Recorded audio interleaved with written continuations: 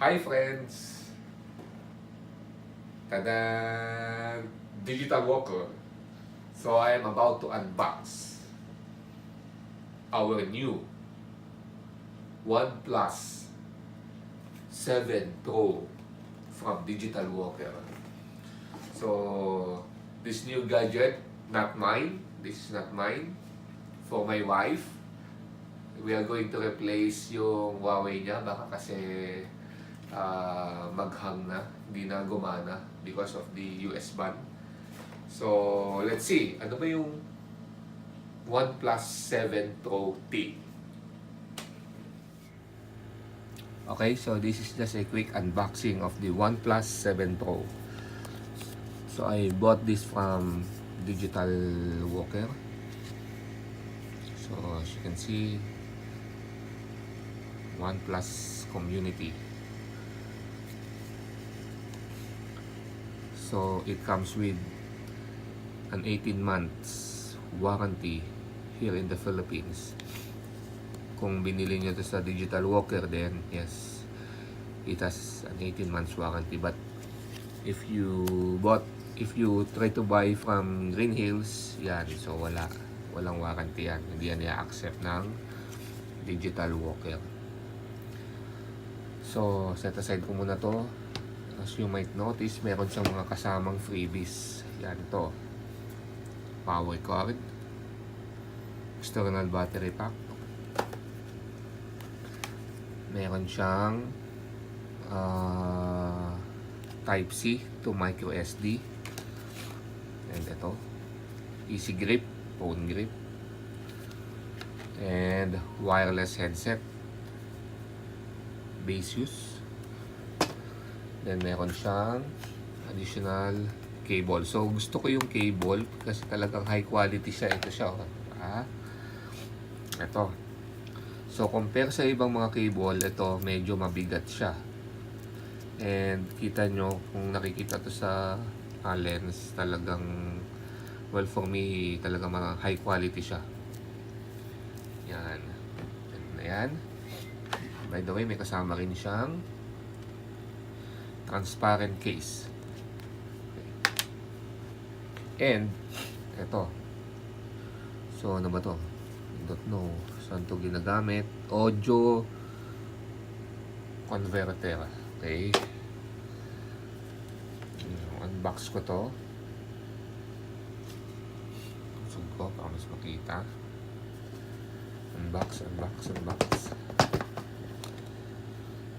Okay. So siya. Alam mo na yan.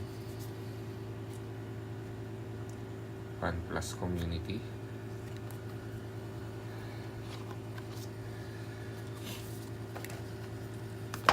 So ano laman ito?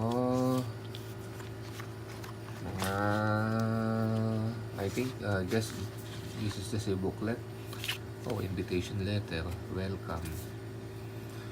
Okay, mamaya na invitation. Baka invitation to go to China. Okay. Ano mo na yan? Tada! So, never settle. So, by the way, in-display na rin yung fingerprint niya. And, ano yung set aside ko muna to dito. Meron dito warp charger. So they say na mabilis daw to mag-charge. So they call it warp charger. So para lang siyang fast charger ng Samsung, no? Mga marketing jargon lang nila. Pero ganun lang din 'yon. Yan. Sige. Ito ko muna. Then yung okay, so yung wire niya, charger niya. Okay, tsaka muna. So, doon na tayo sa phone. Never settle. So, ano yung unique dito sa device na to? Yung papansin nyo dito, wala na siyang camera. So, wala na. Wala na rin siyang buttons. fingerprint. Ang camera niya pop-up motorized. And ito. So try natin, no. So na set up ko na naman to. Let's see.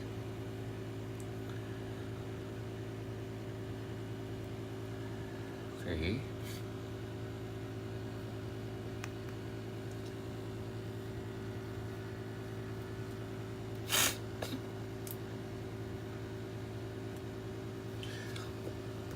Ito siguro high quality rin to. Hindi ko pa ito nabubuksan yung headset. Let's try mamaya.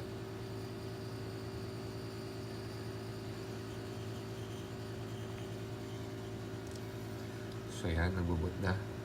Okay. Live wallpaper pero tigil, no? So sabi nila the screen is a 90 Hz refresh rate. So mabilis. Mabilis nga ba talaga?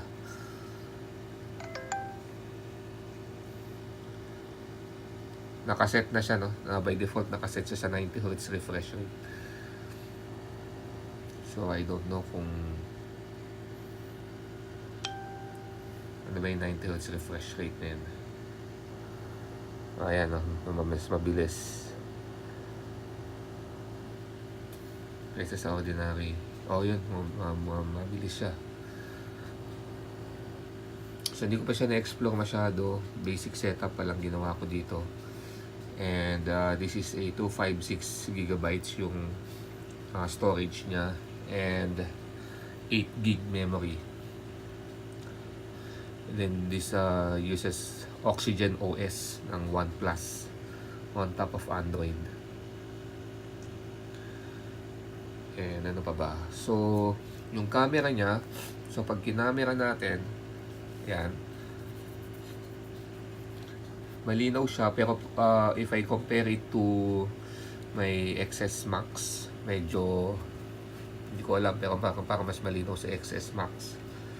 Pero maganda dito yung camera niya sa front. Yung front camera niya, mayroon siyang 16 megapixel camera.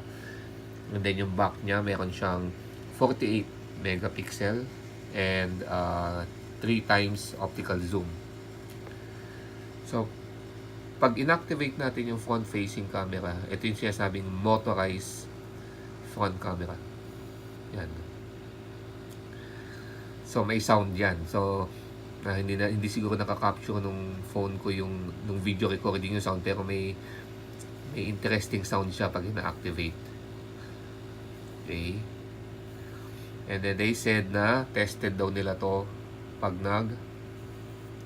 na-drop yung phone. So pag na-drop yung phone, naka-activate yung camera, automatic magko-close siya. Yan. So to test yung camera niya, nagkandak ako ng comparison sa between iPhone and ito. Feeling ko kasi so wait lang ha. Yan. So this is the iPhone. And ito siya sa OnePlus. Portrait. So iPhone, OnePlus. Selfie cam, outdoor yan. So iPhone XS Max, ito parang wash out yun sa OnePlus.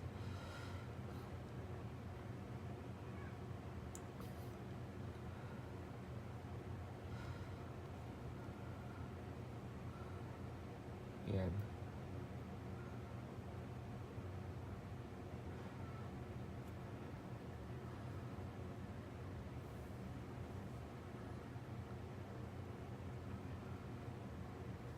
Yan, pero malinaw din talaga siya. And mapapansin nyo, wala na siyang notch sa taas. So sa iPhone, may notch dito talaga, malinis. So entire screen siya. Pag min-maximize mo talaga, occupied lahat ng screen.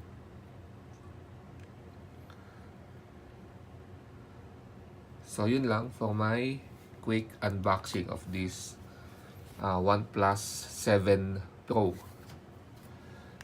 Bye guys.